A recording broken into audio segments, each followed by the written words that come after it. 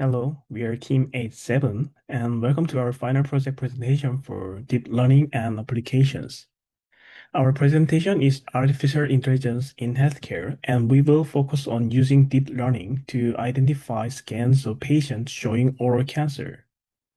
Before we dive into our presentation, let us briefly introduce our team. We've been working together since last quarter's business data management course, and we proudly and continued as a strong and cohesive team throughout this deep learning class.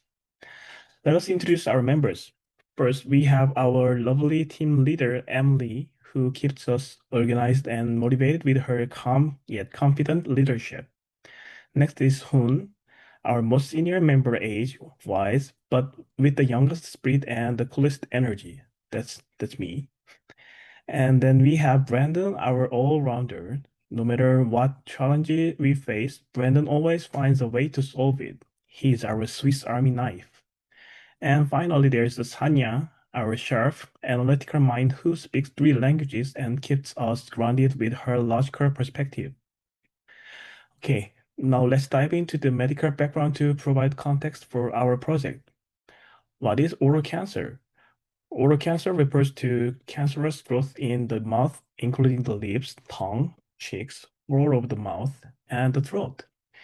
It often begins as painless lesion and can progress rapidly if undetected. Early signs may resemble common conditions, making early diagnosis challenging yet critical. Why should we care? Well, there are over 300,000 new cases worldwide each year. Plus, the survival rate at 5 years is less than 50%. Early detection can alleviate this and improve the odds of survival. Additionally, AI enables faster, more accurate screening and is critical for low resource settings. Now, what is our project objective? We want to develop an AI-powered medical imaging classifier.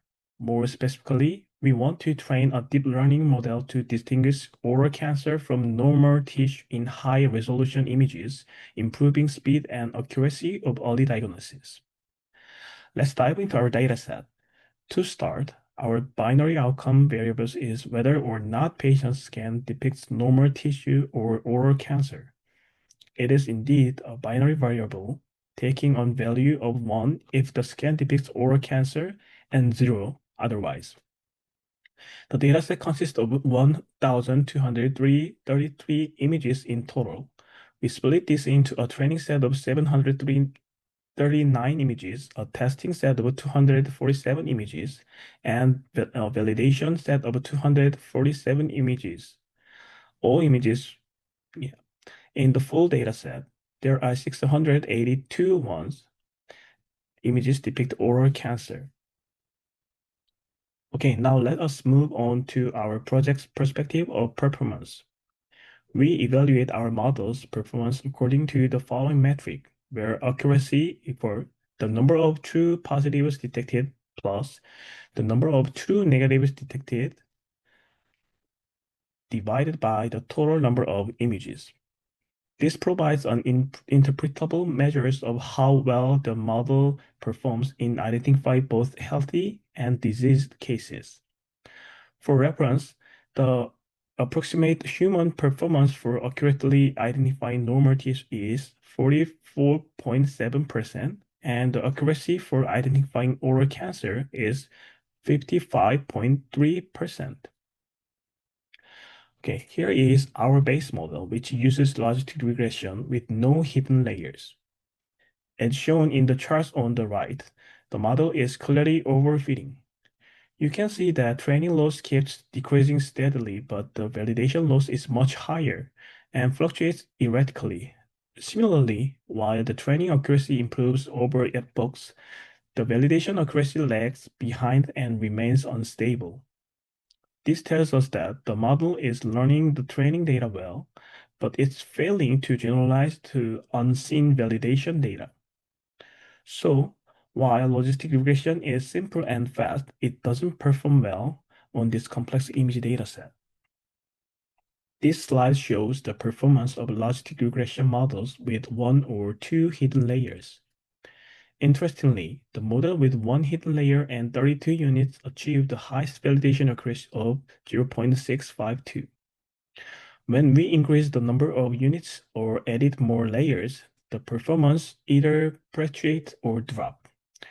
For example, using one layer with 64 units actually decreased validation accuracy, likely due to overfitting or vanishing gradients.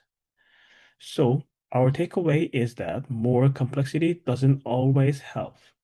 In this case, the simpler configuration, one layer with 32 units, gave the best balance between accuracy and generalization. After building our best model, we explore several techniques to improve performance. First, we test different learning rates. A rate of 0.01 gave us the best validation accuracy, balancing convergence, and overfitting. And rates that were too low, like 0.0001, tend too slowly and underfit the data. Rates that were too high, like 0.1, caused the model to overfit or become unstable. So 0.001 was the sweet spot. Next, we tried different optimizers. While all of them converged, RMS Pro achieves the best validation accuracy of 0.682. Add-in, though commonly effective, underperformed in our case. XGD worked okay, but was slightly less stable. So overall, RMS Pro was the most effective in our binary classification test.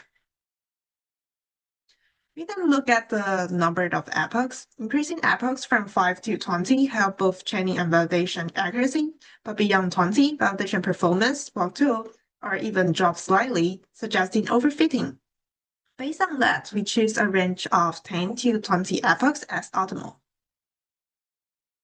We also experiment with weight initialization methods. Global uniform gave us the best overall performance, and random no more led to overfitting, and he no more underperformed entirely. So global uniform was the best fit for our model. And to reduce overfitting, we add L2 localization. A small lambda like 0.0001 gave high chaining accuracy but lower validation accuracy, a sign of overfitting. A large lambda like 0.1 underfit, and the best results came from lambda equals to 0.01, which provide a solid balance with the highest validation accuracy of 0.677. Then we adjust the dropout regularization with our drag-out regularization, the model overfit, and the dropout rate of 0.2 improved validation accuracy to 0.657, while slightly lowering chain accuracy, a good trade-off.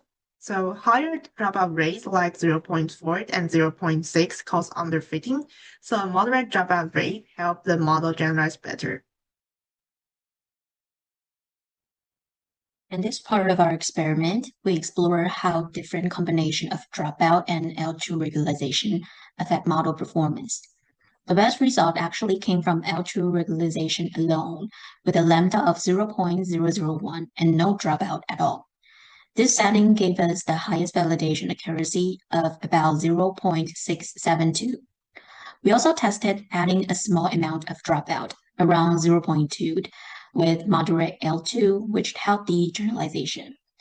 However, when we increase dropout to 0.6 or use larger L2 values like 0.01, both training and validation accuracy dropped. That suggests the model started to underfit due to too much regularization. So in this setup, L2 alone was the most effective in reducing overfitting while still remaining good accuracy. Next, we tested batched normalization, which is often used to stabilize and speed up training. Interestingly, while it significantly increased our training accuracy, it actually hurt our validation accuracy, dropping from 0.636 to 0.556. This suggests the model was overfitting. It learned the training data too well, but failed to generalize to new unseen data. So batch normalization on its own wasn't very helpful in our case. It might be more effective if paired with stronger regularization like dropout or early stopping. To tackle overfitting, we also apply early stopping, where training helps if performance stops improving. We use a patience of 3 epochs and training stopped early after just 6. This approach helped prevent the model from overfitting, and we achieved a decent validation accuracy of about 0.73. However, the test accuracy remained moderate at around 0.62. That tells us early stopping helped, but it wasn't enough by itself. Additionally, regularization could still be beneficial. After experimenting with shallow models, we built a convolutional neural network, which is more suitable for image classification. The CNN model outperformed our early models, reaching a test accuracy of 0.80454. It was able to capture spatial features from the image data much more effectively, and it generalized better on the test sets. This shows us that deeper architectures can really improve performance when dealing with image-based medical diagnosis. To push performance further, we fine-tuned a pre-trained model, MobileNet V2, which had been trained on a larger image data beforehand. This gave us the best results overall. We reached a validation accuracy of 0.8797 and test accuracy of 0.8541, higher than any model we trained from scratch. Pre-trained models like this are not only more accurate, but also more efficient. They require less training data and less compute. This makes them especially powerful in healthcare applications where labeled data can be limited. Lastly, we tested an RNN model just to see how it performs on image data. While the RNN was able to learn over time, it only reached 60% test accuracy. Compared to CNNs or pre-trained models, it clearly underperformed. This is expected. RNNs are designed for sequential data like text or other time series, not spatial patterns like in images. So this results confirms that RNNs aren't well suited for this kind of classification tasks. Now let's move on to talking about our best model.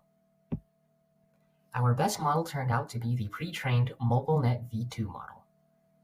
This model yielded the best statistics as shown.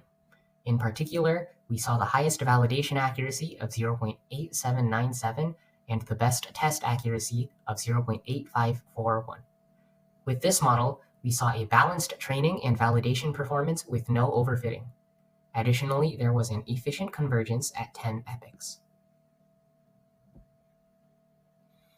Now here are the business implications of our work. Our work could mean a gained 23.2% test accuracy versus logistic regression with fewer false negatives and false positives. Second, our results point to better patient outcomes. More specifically, the implication here is there is a reduction in missed cancer cases and minimized unnecessary follow-ups. Third, our results offer better operational efficiency, meaning less manual review required and streamlined clinical decision-making. Lastly, there are cost-saving implications with about $2,800 saved per batch. This comes from the fact that fewer misclassifications mean lower downstream costs. In conclusion, our work has cost-saving and value-gaining implications. To reiterate, the cost of a misclassification is about $100 due to unnecessary testing and a delay in care. Our MobileNet V2 model reduced errors by approximately 28 cases per 123 images. This has cost-saving measures of about $2,800 per batch. Scaled to 1,000 cases, this could mean about $20,000 to $30,000 in savings annually. This comes from the fact that improved early detection means reduced treatment outcomes, costs, and better outcomes. The value gains stem from the idea that our model provides improved diagnostic accuracy. Specifically, there was a 23.2% higher test accuracy compared to logistic regression.